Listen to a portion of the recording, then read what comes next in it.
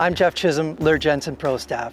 I want to tell you about one of the most versatile devices that I use in trolling. The Luhr-Jensen Dipsy Diver is a directional diving device that gives you a budget-friendly option to achieve controlled depths with a minimal amount of gear. And it's available in a myriad of colors to cover you no matter the species or the fishery that you're targeting. With the 4 various sizes, as they get bigger, it allows you to dive deeper. And the size 0, 1, and 3 also have removable rings to achieve greater depths. The first thing you'll notice is it has an adjustable weighted keel that has half-step increments. As you increase that, it's going to make the Dipsy Diver roll on its side and plane further away from the boat. An important thing to know is setting your Dipsy Diver to 0 will let you achieve your greatest maximum depth, and it will run straight behind the boat. When you tilt your weight to the right, it's going to go to the starboard side of the boat. When you go to the left, it's going to go to the port side of the boat. And the higher the number, the further it's going to plane away from the boat. The back of the Dipsy features a welded ring and a high-quality swivel, which will reduce line twist. At the front of the Dipsy, which faces your rod tip, there's an adjustable trip mechanism. When the trip mechanism releases, you no longer have to fight the Dipsy, and it's a direct contact to the fish.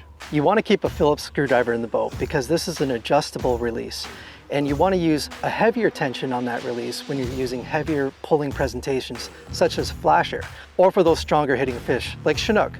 But for those lighter biting fish, you want a lighter release, also for those lighter presentations.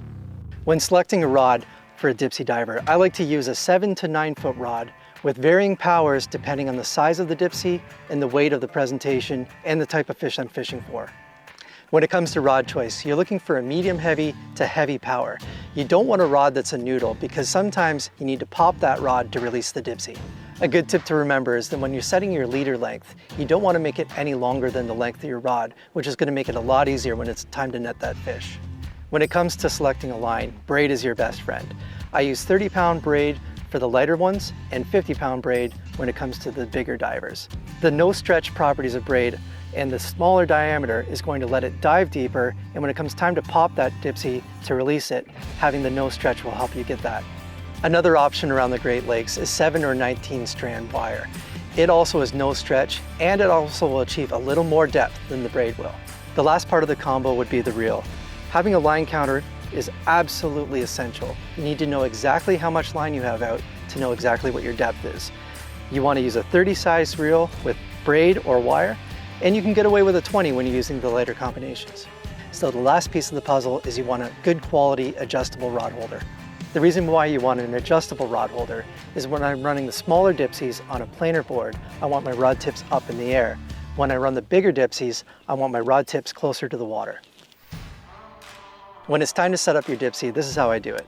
You want to use a quality VMC snap swivel to tie on here, and then you want to use a snubber behind your Dipsy. Because of the no stretch braided line or wire line and the short lead, something's got to give on those hook sets so you don't pull those hooks out, and the snubber is going to do that for you. Behind your snubber, you want to tie a high quality mono or fluorocarbon leader that's anywhere from 12 to 50 pound depending on the presentation and the size of the fish you're catching. When I'm running a worm harness, I'm going to use 12 or 14 pound, but when I'm going to use a flasher for Chinooks, then it want to be 50. Because Dipsies can be used as shallow as 10 feet down all the way to 100 feet down, let's go through some of my favorite presentations on how I fish with Dipsies.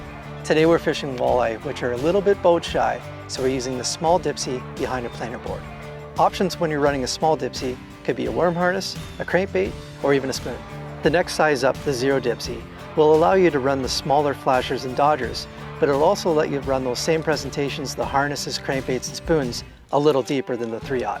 When it's time to pull big presentations like flashers and flies, or you want to take those baits even deeper yet, the most popular, number 1, is a big selection, and the Magnum or size 3 will take those baits even deeper yet. When you open up your package, you're going to find a depth chart.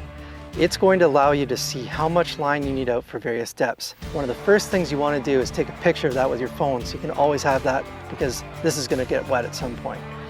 The depth chart will show you exactly how much line you need out to achieve various depths. The other thing it shows you is the depth that you're going to achieve based on the setting that you've got on your keel weight. A good spread is extremely important.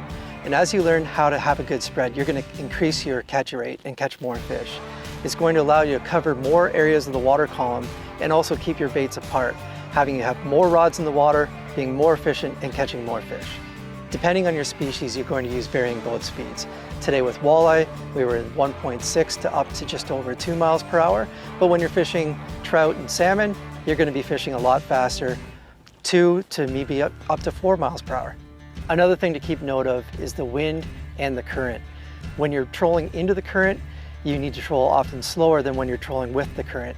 And having something like a speed and temp probe is going to allow you to see those differences and adjust your speed to make sure you're still catching fish. When you hook up on that fish, you want to keep your boat in gear, because if you put your boat in neutral, any other dipsy still in the water can sink and could potentially snag.